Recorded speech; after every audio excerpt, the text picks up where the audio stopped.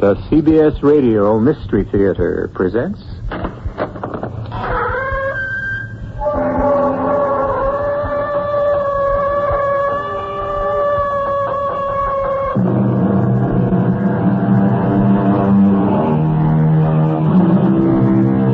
Come in.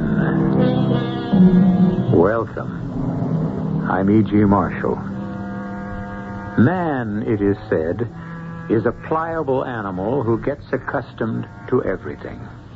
And perhaps this is why man has survived.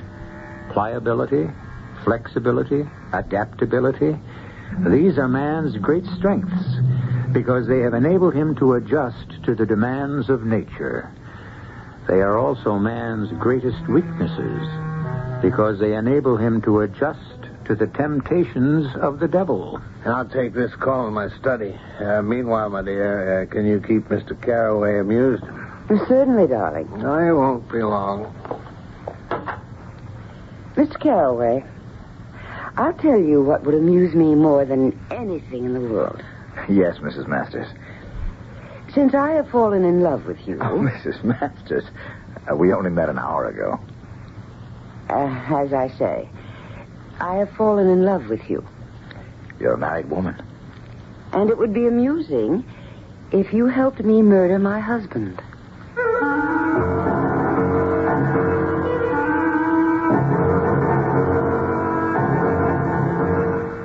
Our mystery drama, Killer's Helper, was written especially for the Mystery Theater by Sam Dann and stars Michael Wager. It is sponsored in part by Anheuser-Busch Incorporated, Brewers of Budweiser, and Contact, the 12-hour cold capsule. I'll be back shortly with Act One.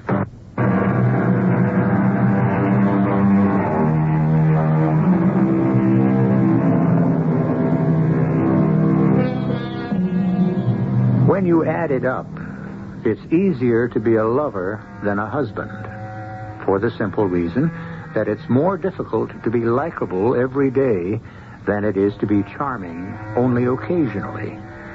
Someone said that if women had to spend as much time with their lovers as they do with their husbands, that's an interesting speculation. However, we have a story to tell. And our play begins, coincidentally, with a scene between a wife and her husband at breakfast. I believe I'll set out some tulip bulbs this afternoon. Firemark is now at 37. Priscilla brought these from Rotterdam. Didn't we buy Firemark at 16? Priscilla went there on her honeymoon in September. The International Silver Screen is holding its gains nicely, too. With her second honeymoon. Caraway manages that investment She group. also went there on her first honeymoon. That young fellow's made one right decision after another. With her first husband. Now, what was his name? He hasn't missed one yet. Albert. No, Alfred. He isn't merely lucky. He was really quite nondescript. Caraway does solid research. I've decided to concentrate on tulips this year. More than just facts and When you figures. consider I've won with roses and dahlias and carnations. He has an instinct. Now, if I win best of show with tulips, A feel for the ebb and flow of the market. I'll have no more worlds to conquer. Caraway. He's the man. It's a tough decision.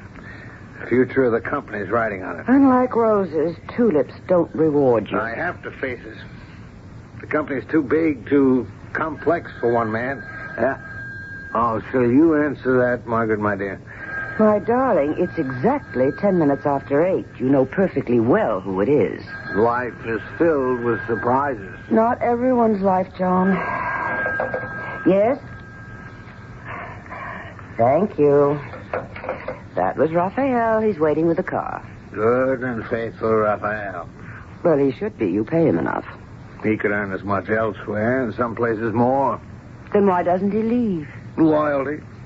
You build up a sense of loyalty in your employees, and you own them for life. Shall you be home for dinner? I have a 5 o'clock meeting. If it doesn't run late. Oh. Goodbye, darling. Have a good day. But, What is it, dear? Nothing. Nothing at all.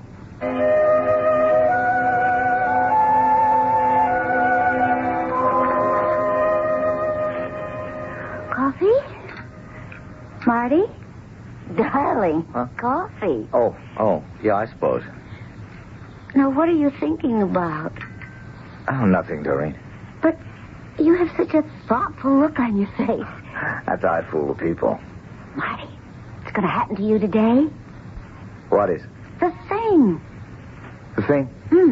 This is going to be the day he announces it. Oh, come on, Doreen. No. This is the day that Big John, Honest John, John the Great, John our Lord Master, shall anoint you with his holy oil. Banana oil is more like it. So call it what you will.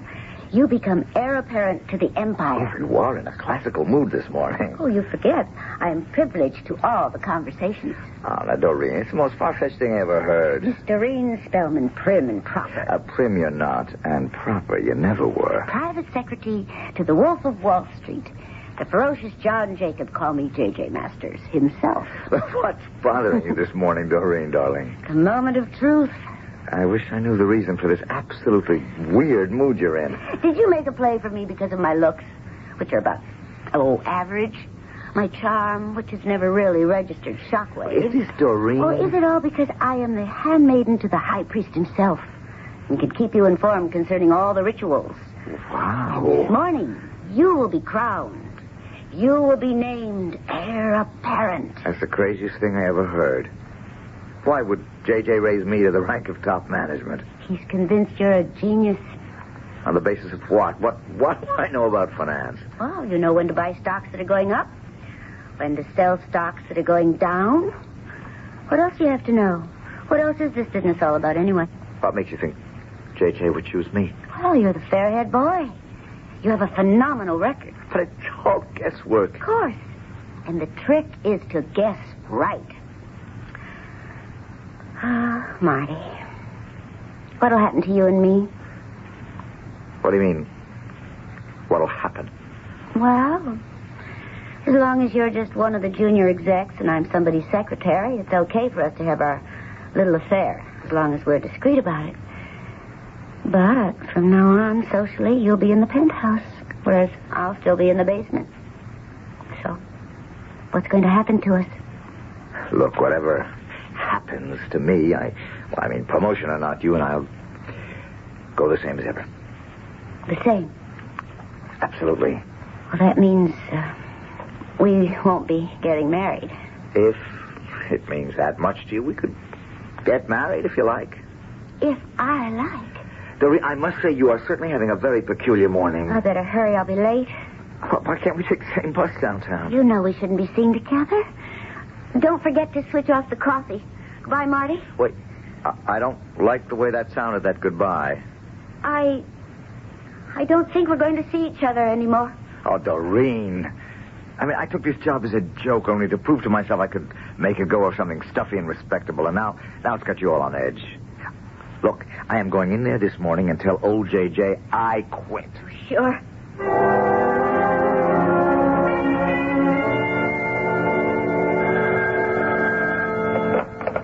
Mr. Masters' office? Hi, baby. Is he free? Oh, he is right now. I'm getting out. What for? Well, you know what for. We discussed it at breakfast, didn't we? Marty, be careful how you talk about having breakfast. You can never tell who might be listening in. Oh, couldn't we have met by accident in a coffee shop? Nobody has to know we have breakfast every morning in our own room. The old boy's free, you say? Yes. Okay, here I come. You what? I resign. Sit down. You've got guts, I'll say that. I don't think it takes any particular guts. Fantastic timing. How did you know? How'd I know what? Marty, subtlety's okay to a point, but not where it wastes valuable time. Now, let me just sketch this out. You know your value and worth around here, and you found out you were up for number 2 spot in the outfit. I went out on a limb for you to the board of directors. How embarrassing for me if it turns out I can't deliver you. Thank you, Mr. Masters, but I am not interested. You're not interested in what? In the job. Now, look, you mustn't do this to me, Martin Edward Caraway. It's a fantastic pose, but I'm wise to it. To many of our customers, it's worth its weight in gold. I don't know what you're talking about. This cool, calm, almost, but not quite, supercilious, amused manner of yours. But don't pull it on me. I don't know why you insist Don't try to be the Renaissance man with me. Don't palm off this I don't care about money routine in my presence. You'd sell your soul for a buck. Now, look, you have no right to shut up. If it's any consolation, I'd sell mine for 50 cents. One thing about us soul sellers, it takes one to know one. And I spotted you the minute you went to work here. Starting today, your salary is $52,000 a year. $1,000 for each week in the year. Now, close your mouth. You'll catch every fly on Wall Street. But That's just window dressing so you can pay some income taxes. You have an unlimited, unquestioned expense account. And the lawyers and accountants are figuring out the best way to set up bonus, stock, and profit-sharing plans. Well, within 3 years, you'll have a net worth of $5 million. All right, now turn me down. Now say no. Now say you don't want the job. I thought so. So I don't know what to say. No gratitude, no humility. They don't become you at all. Arrogance. That's what we're paying for. But I don't understand. Oh, yes, you do. You have that gift for finance. But I never studied. You're a natural. Now, you've got a lot to learn about the way our company works. Do you have any plans for the evening? Well, as a matter of fact, You don't? Oh, that's fine. We'll have some dinner sent in and... Yes? Mr. Masters, Yes? What is it, Miss Spellman? your daily list of reminders. Oh, of course. What did I forget today? It's your wife's birthday. Oh, damn it. I had the jeweler send this brooch here for your approval. Fine. Have it wrapped. It cost $17,000. That's cheap enough. The diamonds are absolutely magnificent. I told Mrs. Masters to expect you home for dinner early. Oh, Miss Spellman, you shouldn't have done that. I'm sorry, sir. I have a very important meeting scheduled Your with... instructions to me have always been, see to it that I always go home for my wife's birthday. Do you wish to change that? No. You're right. You're always right. Anything else? No, sir. Oh, by the way, place Mr. Caraway's name on the confidential distribution list. He's been promoted. Congratulations, Mr. Caraway. Thank you, Miss Spellman. Well, that'll be all, Miss Spellman. That's the kind of secretary to have. An iceberg. Keeps a man's mind on his work. Yes, sir. You imagine trying to make love to that? Yes, sir. Yeah, that's part of your style. Nothing's too far-fetched for you. Saved my life. How?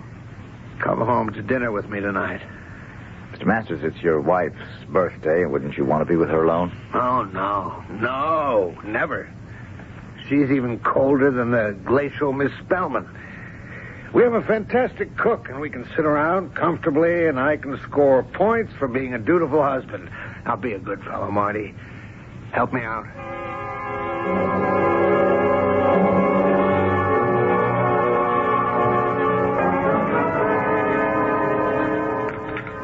This has been a splendid dinner, Mrs. Masters. I tell you what, Marty. Spend the night. Oh, I couldn't impose on you. No nonsense. We have more rooms in this place than we could ever know what to do with. Besides, in the morning, Margaret could show you her gardens. Well, Hey, excuse me. Yes? Who? Well, tell him I... No. Might as well settle it now. I'll take it in the library. I'm sorry. Driscoll's on the phone about those Chicago bonds. He'll bend my ear for at least an hour. There's no point in boring you folks with it. I'll cut it as short as I can. well, may I pour you some more brandy, Mrs. Masters? Another cup of coffee, perhaps? Mrs. Masters, your husband tells me you're quite an avid gardener. Mr. Caraway. Yes. Marty. What is it, Mrs. Masters? Put your arms around me. I beg your pardon? Hold me close. Excuse me? And kiss me. Mrs. Masters. Make love to me.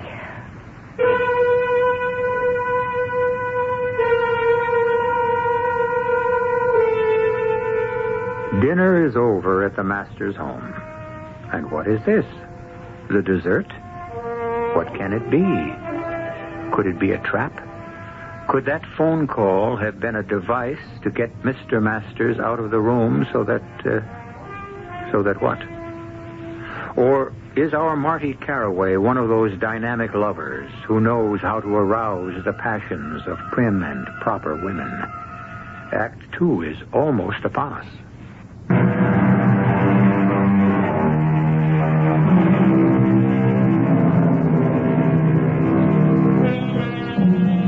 It was said of Napoleon's army that every soldier carried a field marshal's baton in his knapsack. This, of course, because the lightning could strike for anyone at any time. In a like manner, we have those hot and eager young men in all professions today who are always ready to open the door at opportunity's faintest knock. This morning, Marty Caraway was a junior executive in a Wall Street brokerage house. This afternoon, he was raised to the dizzy heights of top management. And this evening, is he being offered one of the fringe benefits of the job? Make love to me, Marty. But Mrs. Masters... Kiss me. Now, come Kiss on. me or I'll scream. Oh, no, please don't. I'll say you attacked me, I- and there goes your job, and there goes your world. Kiss me.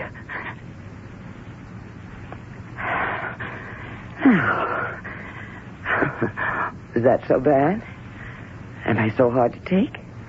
I'm 10 years younger than John Masters and only 5 years older than you. Kiss me again. But, Mrs. Masters... Oh, you can't call me Mrs. Masters anymore. My name is Margaret. Margaret? No, don't call me Margaret either. I hate it. It's so formal. Old maid school teachers, spinster librarians, lonely, unloved, defeated women are always called Margaret. I wouldn't say that. Peggy. No one has ever called me Peggy. Call me Peggy. But first kiss me. But your husband might walk in at any minute. Oh, no. He's talking to Driscoll. He's good for hours. Mrs. Masters, Peggy, what do you want? Can't you tell? I want you. Me? Why? You're the kind of engaging scoundrel women like me crave. Mrs. Peggy, you have me all wrong. Oh, no. I'm not the little half-mad fool my husband thinks. Putter about with your flowers, dear. That's it. Dig in the garden and be happy. Peggy, I'm not going to get in the middle of a quarrel between you and John Masters. Oh, but you're there now. And you shall help me resolve it. But Now, why interrupt? You really have nothing to say. So then, I've been watching you, Martin Caraway, a young man on the make in John's office. And you made a brilliant move. You're having an affair with Doreen Spellman. And this makes you privy to everything that goes on. that's not what... You're the new type of robber baron. You know who they were, don't you? The men who exploited the opportunities of this country. A hard, ruthless bunch. Look, I think we should straighten something out. What do you think you're doing? Those men, whatever you want to say about them, were at least honest with themselves. They knew what they were, but you? And so many like you today? Mrs. Masters, I find this intolerable, and I'll leave. Where are the wild horses? What wild horses? The wild horses which, even if they were here, that couldn't drag you away. You young men of today. You're hypocrites. Pious hypocrites. You try to find a noble purpose to disguise your basically crooked aims. But where are you taking me, Peggy? I love you. How can you? How? You excite me. The idea of you excites me. I find you a fascinating man. And I want to marry you. You are married. Yes, but it would be pointless for me to get a divorce. Do you know why? Because I have no money of my own. Therefore, the best way would be for me to become a widow. But you couldn't become a widow. Unless John were dead. Yes. John is only 50. And in the best of health. I'll have no part of it. Do you like your new job? You now have wealth beyond your Wildest dreams. That is, you stand in line to get it. There can be a price that's too high to pay. You say that with such a straight face and in such a sincere tone. You're worth everything the company will pay you. There's no limit to how high you can go. And that is why you shall help me kill my husband. There is no way you can convince me Oh, to. of course there is. Pick up the phone. Your husband is on that extension in the library. Yes, talking to Mr. Driscoll. About the Chicago bonds. No, about you. Wouldn't you like to hear what he's saying? He's having second thoughts. What?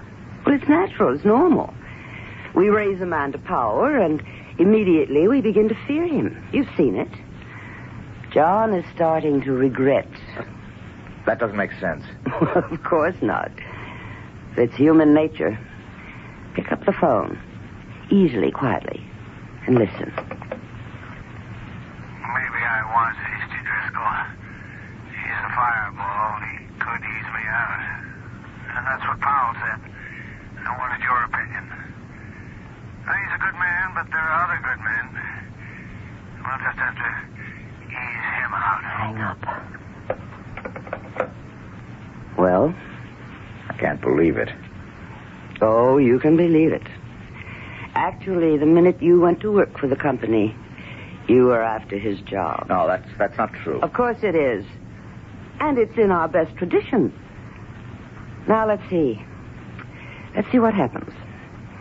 We get rid of John. I inherit everything, his money, the business, the works. We get married, you and I. And you head the company. And we live happily ever after. Mrs. Masters. My name is Peggy. No. To me, you're Mrs. Masters. Am I to assume... Yes, I'll have no part of murder. Well, not tonight, anyway.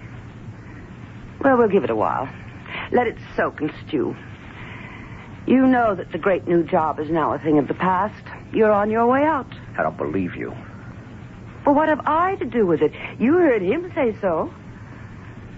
I think in about a week, you'll be ready for me.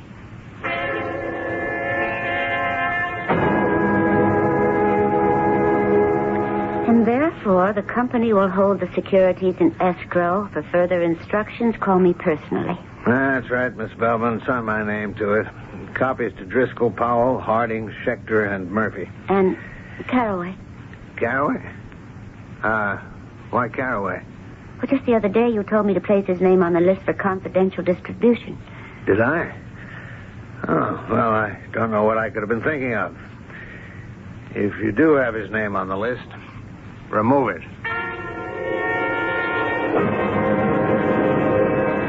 But what happened, Marty? What happened? We had a falling out. What do you mean? Well, I guess we couldn't see eye to eye. What are you talking about? You know, I wish you wouldn't make French fried potatoes. Oh, I have to lose weight. What happened?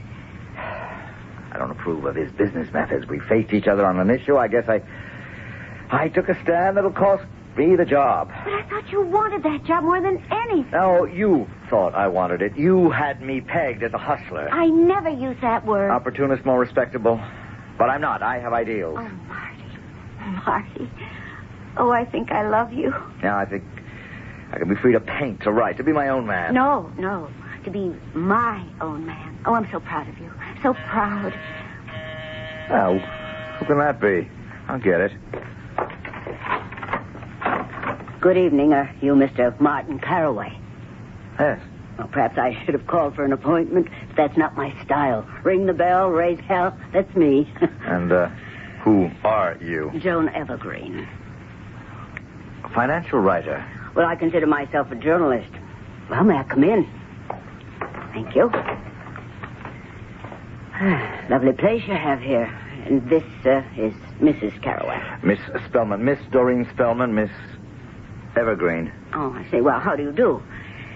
Mr. Caraway, we got a routine news release that you'd been appointed a vice president and member of the executive committee at J.J. Masters. Yes, but I don't think You don't think the public will be interested, right? That's where you're wrong. You're up and coming. I hardly think so, Miss Evergreen. Oh, and modest.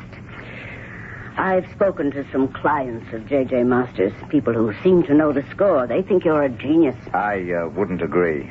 come now. You have some very sound economic theories. Now, you're going to be in a visible position. You may attract political attention. I was never interested in... Consider Secretary of the Treasury. Secretary of the Treasury? Things move quickly. A talented, effective secretary is also handsome, photogenic. I may be leaving J.J. Masters. Sure, I've seen men like you come and go. Ambitious men, driven men. It's written all over your faces. And you see it on mine. So it's etched sharp and clear. Sorry to disappoint you, Miss... Evergreen. Evergreen, but I have no ambition. Other than to be left alone.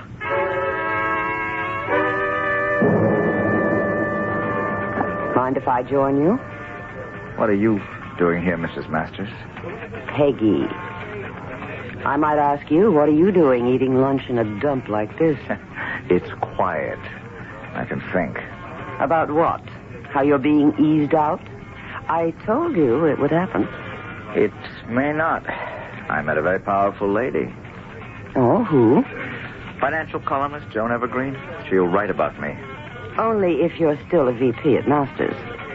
And that won't last long. How do you know? I spoke to her. I tipped her off about you. And you know what she said after she'd seen you?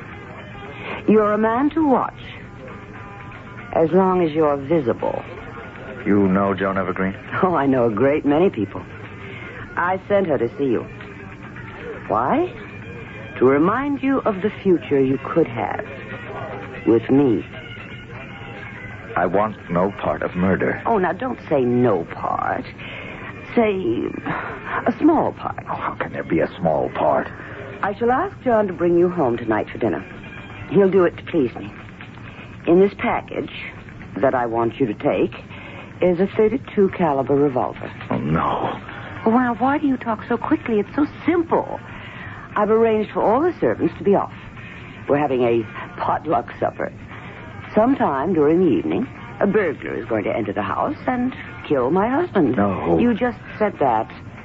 He will struggle with my husband and kill him. No. You're really quite monotonous. Now, look, no devious, complex plans where things can go wrong. Just bang, bang, bury the gun. It was a burglar, and the deed is done. I won't do it. I've already spoken to John. He's driving you home. We'll be at the table. When I say now, you shoot him.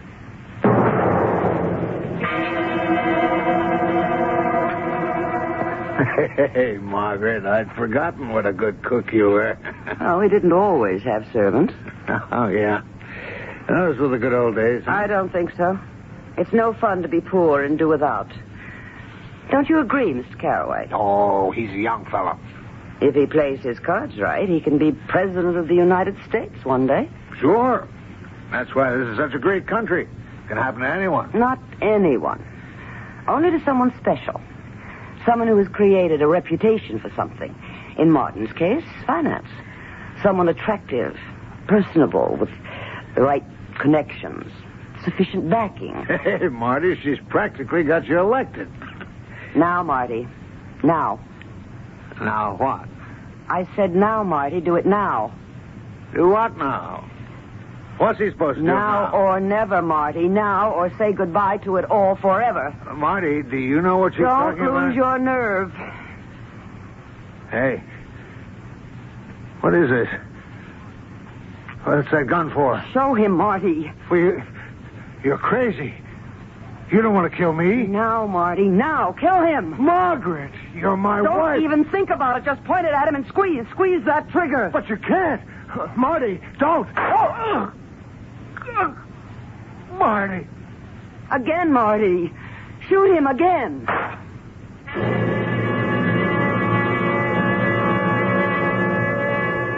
This woman becomes increasingly more demanding. She begins by saying, "Make love to me." And she has just advanced to the point where she says, "Kill my husband."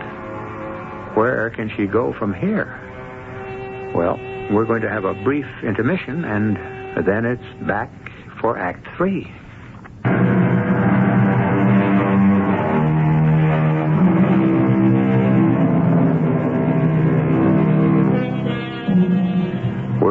palatial home of John J. Masters, head of the internationally famous brokerage house. We're in the living room, and we're looking at the following tableau. On the floor, dead, with 2 bullets in him, is John J. Masters himself. Standing over his body with a revolver in his trembling hand and a greenish tinge to his face is Martin Caraway. Standing next to Martin Caraway is the very recently created widow, Mrs. Margaret Masters. Very good. Very good. Oh, you did very well. It's splendid. Perfect. He's dead. Dead. Well, of course. That was the idea of the whole thing, right? Now, give me the revolver, and I'll say that it's never found. What are we going to do? We're going to call the police. Will they believe us? Well, why shouldn't they believe us? Burglars do break into houses and kill people, don't they? Now, pick up the telephone and remember your story. Dial the operator. Ask for the police. There's really nothing to it. You're calling from Mr. Masters' home. Operator, I'm calling from the home of John J. Masters. There's been a murder. Mr. Masters has been murdered. By a burglar. By a burglar. Thank you. Please. Oh, that's very good. Oh, there's nothing to this. Kiss me. No. Why not?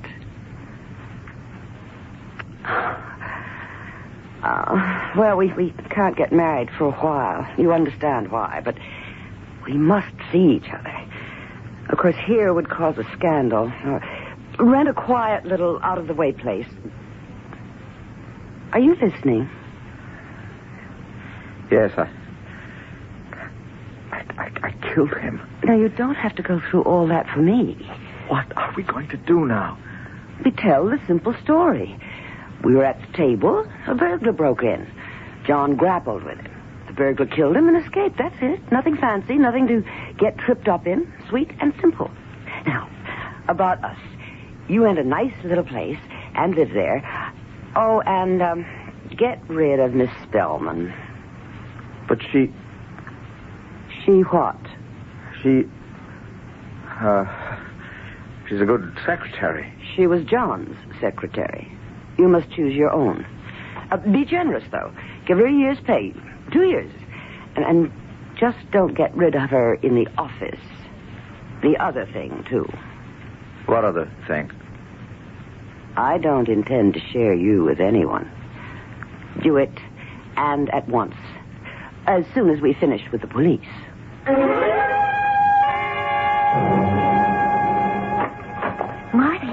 Marty, are you all right? Yes? It was on the news. J.J. murdered by a burglar. Are you all right? I'm fine. Oh, I'm so happy. The only way to say this is to say it. We're through. Are you tired of me, Marty? For whatever reason.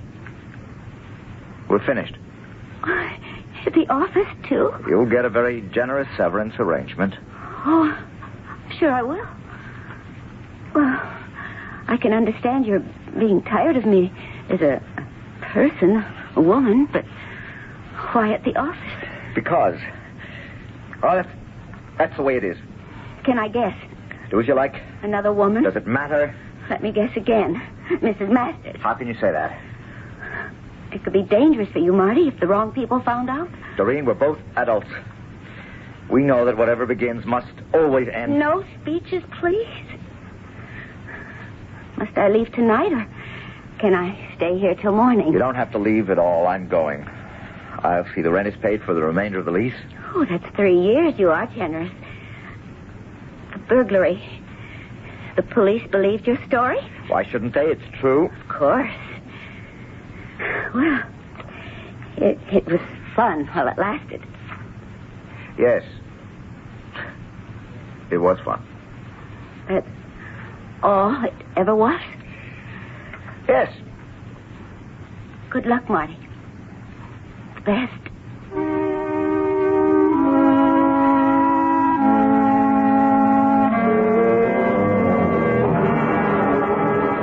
What is it, Bellows?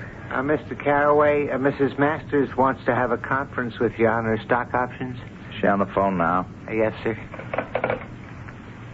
Mrs. Masters, I'm sorry. There's been an emergency, and Mr. Caraway had to go to the airport. Yes, I'll tell him. Bye. Thank you, Bellows. Incidentally, did you do this work up on the Calgary land prospectus? Yes, sir. I hope you don't mind. That's a splendid job. It was due for the printers on Monday, and you were in Washington with the President's Advisory Council, so... Well, some of this is inspired. And I'm getting rather involved politically. It's good to know I've got a man I can count on. Oh, thank you, sir. I'm sick of coming here and having dinner. I spoke to the president. It's just like it was with John. Why can't we ever go out? The whole country, the world puts pressure on him. I know we won't be able to get married or even be seen together for a long while. How can one man bear that burden? But can't you pay a little more attention to me? And yet, I would like to try that burden. You're just like John, so remote. I can do it. I know how to spend money effectively. You're never aware of me. I know how to save it. I'm no better off than I was. Listen to that. Midnight. Yes. And we'd better be getting you home. I wonder why I even come here. Oh, darling, you're upset. I never see you. If we get married before at least another year goes by, that will create too much suspicion. I know. Now, so don't be silly. When shall I see you again? If you get involved in politics, I'll never see you. It's the duty of every citizen to be involved in the running of his country. Can I see you tomorrow? I'll call you. That means no. The day after? Margaret. My name is Peggy. I'll see you as soon as I possibly can. Just a minute. Hello? What are you doing here? Well, aren't you going to ask me in? Thanks. What do you want? Well, I might want a little civility, a little courtesy, kindness. But you lost all those traits when they were no longer needed to serve your purpose. Doreen, what is it? I said you could be in trouble if the wrong person found out about you and Mrs. Masters. What are you driving at? Fortunately for you, the right person found out. Me. I don't know what you're talking about. She comes here to visit you. Oh, not as often as she'd like to, perhaps. But she comes here. I've seen her. All right. Let's get to it. How much you want? This is blackmail, isn't it? No. Well, what is it? I've come here to save you. From what? From hell. Simple thing, Marty. You committed murder. Oh, go to the police. Confess. Why? Well, what's your life worth this way? Are you serious? Your conscience will kill you in the end. Don't believe that. Conscience never killed anyone. I don't even think about it. Oh, there's something in you, Marty. Something I fell in love with. That's honest and decent. I must ask you to leave, Doreen. I'll give you 1 week to decide. And then I'll go to the police. Why? Because it's the right thing to do.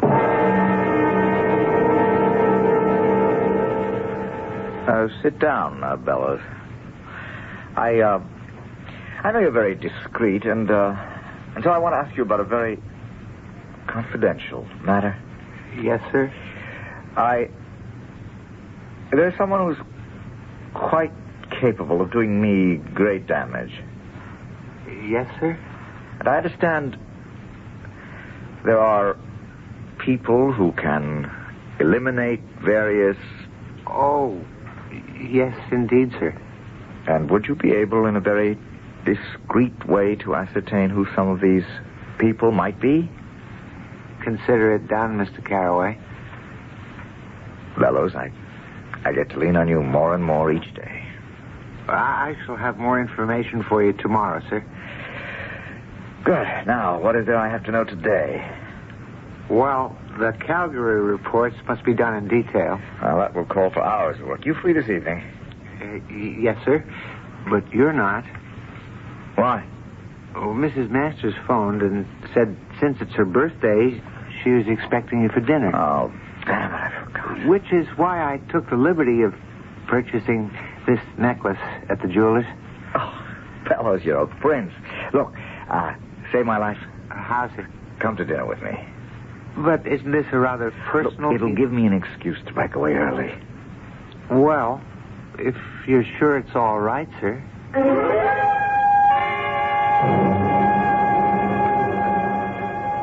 Excellent dinner, Mrs. Masters. You should see this place by day. Mrs. Masters has the most fantastic garden. Oh, excuse me. Let me get that, Peggy. Hello? Oh, Driscoll. Yeah, we're going to work on that. Hold on. I can never get Driscoll off in under an hour. Maybe I'd better talk to him in the library. Excuse me. I'll cut it very short. May I pour you some brandy, Mrs. Masters?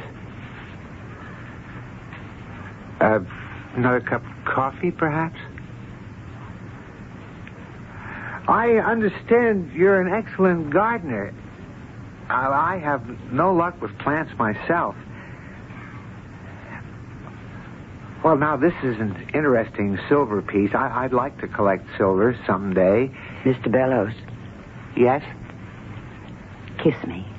What? Put your arms around me. I beg your pardon? Hold me close. But, Kiss me. Mrs. Masters... Make love to me.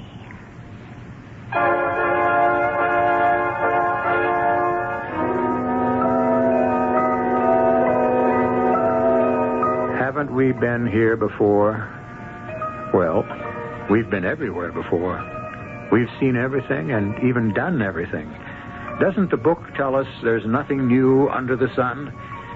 We know it, but we keep hoping tomorrow will be different.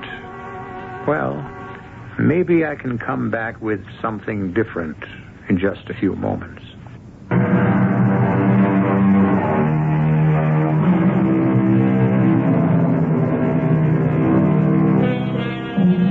Can we learn anything from what we have just heard? Yes, of course. Write this down and memorize it. If you ever meet a wealthy lady whose husband neglects her and she asks you to help murder him, do not, I repeat, do not assist her in this enterprise unless you are prepared to be a better husband to her than he was.